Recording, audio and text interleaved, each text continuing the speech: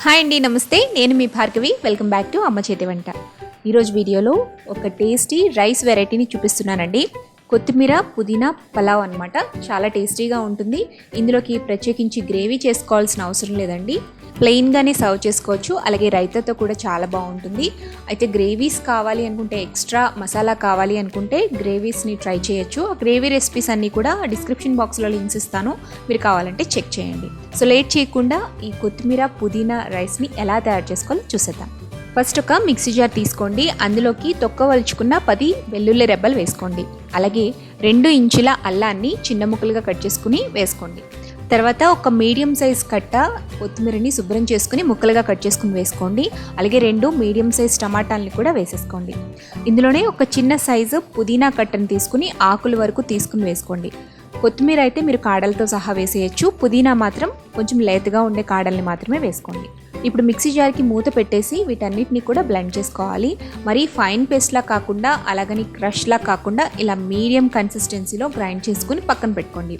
ఇప్పుడు స్టవ్ మీద ఒక దలసరిగా ఉండే కడాయిని పెట్టుకుని అందులోకి 3 టేబుల్ స్పూన్స్ దాకా ఆయిల్ వేసుకోండి.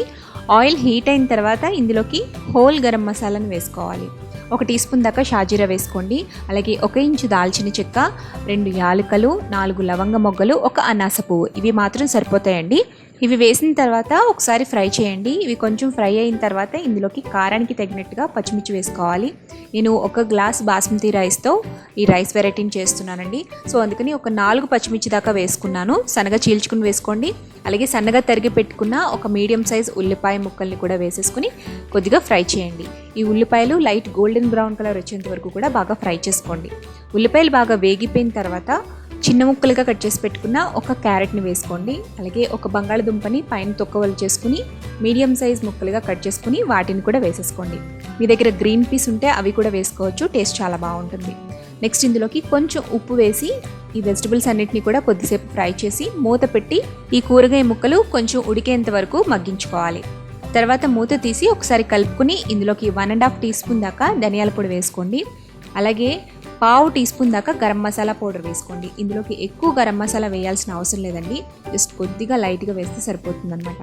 నెక్స్ట్ వీటన్నిటిని కూడా కలిపేసుకుని మనం గ్రైండ్ చేసి పక్కన పెట్టుకున్న కొత్తిమీర పుదీనా పేస్ట్ని వేసేసేయండి. ఈ పేస్ట్ని ఆయిల్ పైకి తేలేంత వరకు, దగ్గరికి అయ్యేంత వరకు బాగా ఫ్రై చేసుకోవాలి. అప్పుడే మంచి కమ్మటి వాసన అనేది వస్తుందన్నమాట.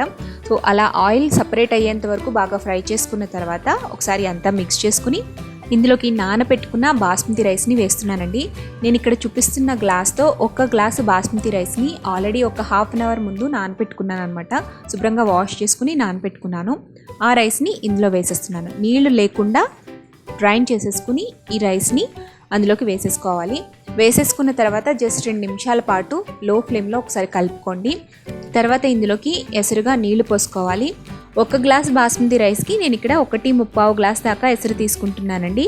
నేను ప్రెషర్ కుక్ చేయట్లేదు. అదే మీరు విజిల్ పెట్టి ప్రెషర్ కుక్ చేసుకోవాలి అనుకుంటే 1/4 గ్లాస్ దాకా నీళ్లు తగ్గించుకోండి, సరిపోతుంది. నీళ్లు పోసుకుని రుచికి సరిపడా ఉప్పు వేసేసి మూత పెట్టి పైకి పొంగు వచ్చేంత వరకు ఉడికించుకోవాలి. మీడియం ఫ్లేమ్లో పెట్టుకుని ఉడికించుకుంటే ఇలా బాగా పొంగు వచ్చి కొంచెం దగ్గరికి అవుతుంది కదా, అప్పుడు తిరిగి మళ్ళీ ఒకసారి కలుపుకొని మంటని లో ఫ్లేమ్లోకి టర్న్ చేసుకుని మూత పెట్టేసి 15 నుంచి 20 నిమిషాల పాటు రైస్ పర్ఫెక్ట్గా ఉడికిపోయేంత వరకు ఉడికించుకోవాలి. సో 15 నిమిషాల తర్వాత ఒకసారి మూత తీసి గరిటెని దించి చూడండి. అడుగు నీరు లేకుండా ఉంది అంటే పర్ఫెక్ట్గా ఉడికిపోయిందని అర్థం. ఇప్పుడు స్టవ్ ఆఫ్ చేసేసుకుని మూత పెట్టేసి పక్కకు దించుకుని ఒక 10 నిమిషాల పాటు అలా వదిలేసి ఆ తర్వాత వేడివేడిగా ఈ కొత్తిమీర పుదీనా రైస్ని సర్వ్ చేసుకోండి.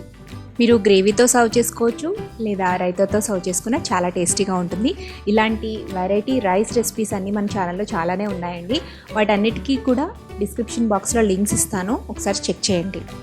ఈ రెసిపీని మీరు ఇంట్లో ట్రై చేశాక మీకు ఎలా వచ్చిందో నాకు కామెంట్ చేయడం మర్చిపోవద్దు. అలాగే ఈ వీడియో కనుక నచ్చినట్లయితే తప్పకుండా లైక్ చేయండి, మీ ఫ్రెండ్స్తో రిలేటివ్స్తో షేర్ చేయండి.